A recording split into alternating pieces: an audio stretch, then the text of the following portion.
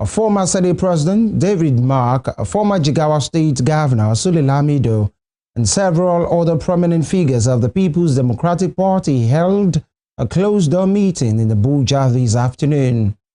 The strategic gathering held at the Transcorp Hilton Hotel is part of ongoing consultations ahead of the formal unveiling of a coalition platform to challenge President Bola Tinubu in the 2027 general elections.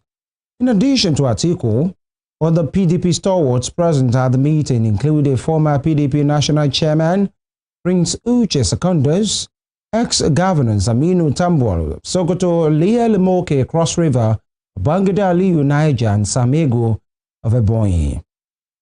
Sources confirm the meeting is focused on determining whether the PDP leaders will fully integrate into the proposed 2027 coalition party or maintain their positions within the party while forming an electoral alliance. Amid early permutations ahead of the 2027 general elections, Yusuf Sharada, an ally, Rabi Kwakunso, the 2023 presidential candidate of the new Nigeria's People's Party (NNPP), has confirmed that the ruling All Progressives Congress APC has been making frantic efforts to get the former Kano governor to be on the side of President Bola Tinubu in the 2027 election. Mr. Sharada, the national coordinator of Project Save Nigeria, speaking in a news chart this morning, said the APC has lost its popularity in Kano, a state with high voting strength in Nigeria, and has since begun shopping for Kwakunso and his socio-political movement, Kwakwansia. The Kwakwansia members said the resignation of Kwakunso's political opponent, Abdullahi Ganduje, as APC national chairman, might be a part of the permutation by the ruling party to snatch Kwakunso from the NNPP. Sharada also said Kwakwanso's cult-like followers, known as Kwakwansia members, are loyal to the ex-presidential candidate and await directives from him and the party to support in the 2027 presidential election. In the meantime, the chairman of the Inter-Party Advisory Committee, IPAC, Yabaki Sani, has said it will be difficult for Northerners to believe the proposal of the 2023 Labour Party presidential candidate, Peter Obi, to run for president in 2027 and stay in office for a single term of 4 years. Mr. Sani, speaking in a news short this morning, said none of those planning to run for president in 2027, including Peter Obi, is a saint. During an X-Space on Sunday with his followers, Obi had reportedly said he would comply with an agreement to be in office for 4 years if he wins the 2027 presidential election. However, the IPAC chair said the dynamics of power become different when politicians get into office. Mr. Sani said, going by the principle of rotational power, the northern region of the country should produce the nation's president after an 8-year rule by the South. It does not in any way give credence, to the whole initiative. And I'll tell you why. You see, whether we like it or not, this country, we've boxed ourselves into a corner where primordial sentiments have become the order of the day. Yes, Mr. Peter Obi can agree to say, I'm going to do 1 term. But then the Northerners will tell you that, well, we're supposed to have, the Southerners the Northerners will tell you that we're supposed to have, after Bola Ahmed Tinubu's next, term, if he gets the election, it should come to the North. But again, against the background where we are operating, look at the laws. We are human beings. Human beings, absolute power corrupt absolutely. Peter Obi is not a saint. He's not somebody that is from another planet. We have seen successive governments, successive presidents trying to see how they can turn the constitution around and give themselves extra, like 3rd term and things like that. Which one didn't try? I ask you. It's hard. So this is why it will be difficult for a lot of people to believe, Mr. Peter Obi, that after the 2nd time he will get it. And then how will it even succeed, if you look at, like I said, the sentimental aspect of it, the state capture, which I'm talking about, because if you have power of incumbency, it's not Peter Obi at that point in time. At that point in time, it's a Frankenstein monster. That's what we have in Bola Ahmed Tinubu today, because we made it so. Otherwise, you cannot expect a Democrat like Bola Ahmed Tinubu to behave in the manner he's behaving.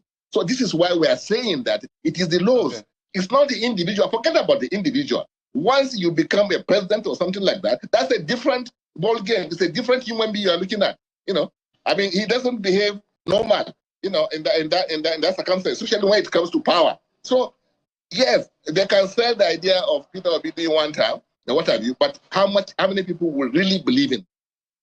Chairman of Independent National Electoral Commission, Inec, Professor Mahmood Yakubu, says the Commission is working on supplementary regulations and guidelines to provide clarity in the review of declaration and return at elections ahead of the 2027 general elections.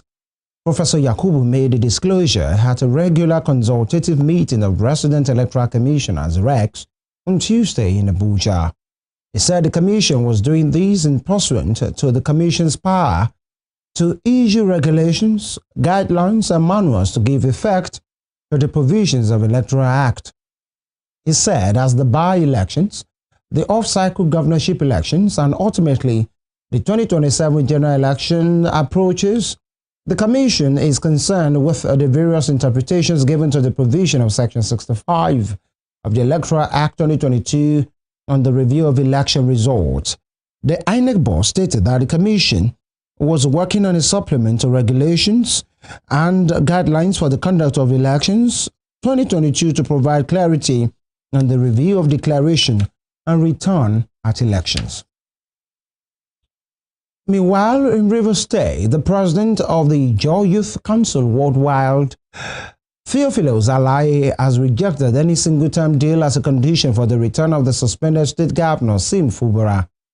Alaye said Fubara has the constitutional right to seek re-election and should not be browbeaten by any political actor, including his predecessor, Nyesom Wike, to settling for a single term as a condition for a suspension to be lifted by President Bola Tinubu.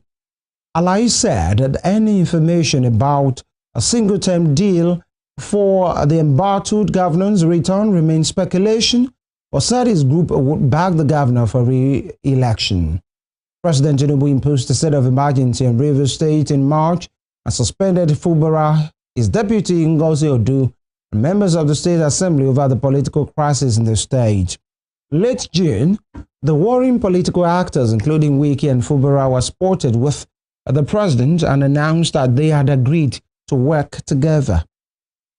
Let's give him the benefit of that to manage the remaining part of his first term. Then when we get to 2027, we shall know if that is part of the agreement. And if he has delivered the dividends of democracy for Rivers people, then it is left for Rivers people to ask him to contest or not to recontest. But as the president of council, if they say that the part of the agreement he has signed or they gave to him that he should not seek re-election for 2027, then some of us are not going to be part of that, because that is an infringement to his fundamental human rights and against the Nigerian Constitution as amended 1999. So we can't be part of that. Oppression is what we will never support. We have always been a group of marginalized persons, and agitation has always been part of our lifetime. So standing behind the Rivers State governor to seek re-election come 2027 is not going to be a new thing to us, because for we to sit down and allow some group of persons to infringe on his constitutional rights is what we as people we will not accept. But as a political party member, he on his own voluntarily or willingly said that he's not going to seek the election. That is his choice, and it is within his power. So we won't force him. But if it is confirmed that it is people that compel him not to contest, then the IYC and the Joy Youth are not going to be part of that oppressive agreement that they have To security matters, troops of Operation Fasanyama have eliminated a notorious terrorist known as Yellow Dambokolo in a week-long encounter in the northwest. The Director of Defense Media Operations, Major General Marcus Kangie, confirmed the killing in a statement in Abuja this afternoon. General Kangie said the operation was conducted in conjunction with hybrid forces supported by air components and other security agencies following credible intelligence on the movement of fleeing bandits and terrorists. He disclosed that during the encounter, the terrorist kingpin, who for years has devastated residents of Eastern Sokoto, suffered serious gunshot wounds and subsequently died on Monday from the injuries he sustained. He said the troops with a renewed resolve were on the hunt for another terrorist, notorious kingpin Bello Tuji, who is in hiding. He added that the armed forces of Nigeria is committed to restoring normalcy in all parts of the country and therefore called for the cooperation of all Nigerians in this drive.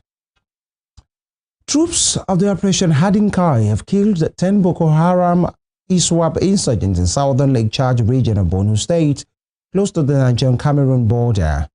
The Acting Deputy Director of Army Public Relations Headquarters, Theater Commander Operation Hadinkai, Ruben Kovangia, disclosed this in a statement on Tuesday.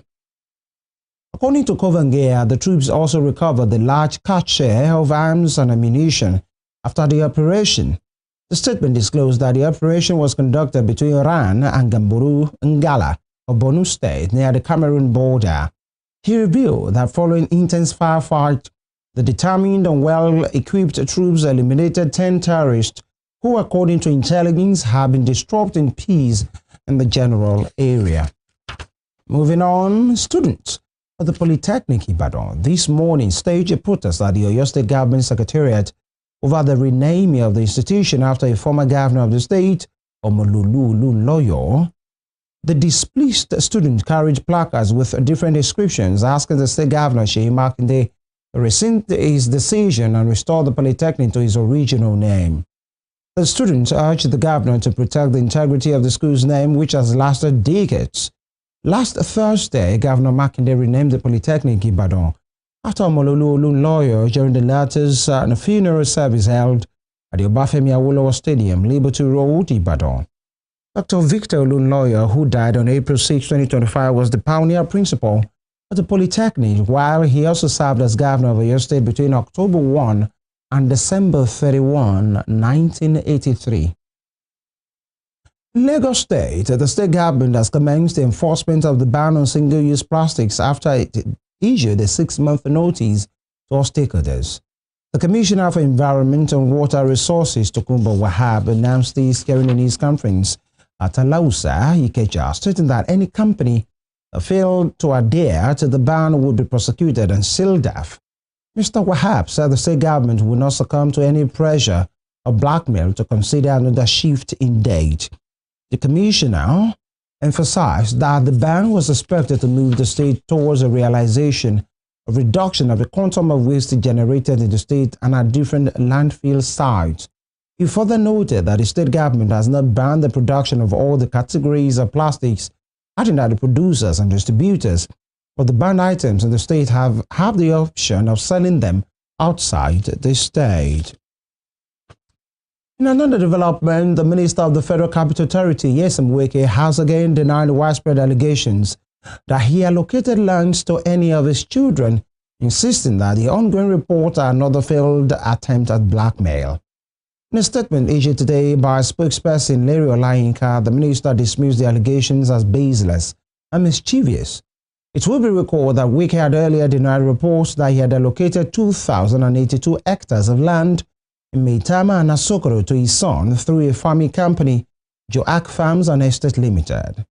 Responding to allegations of another purported allocation of lands to another one of his sons, Olayinka accused unnamed political actors of orchestrating a smear campaign against the minister. The media aide argued that the previous report alleging the allocation of 2,082 hectares of land had no solid evidence, stating that everyone, including the minister's children, has a constitutional right to own property anywhere in the country if they meet legal requirements. You're watching News at 7 on Western Spring Television. And still to come, St. Lucia confides a knighthood on President Tinubu Jerry State visit. We'll bring you more on these when we return. Stay with us.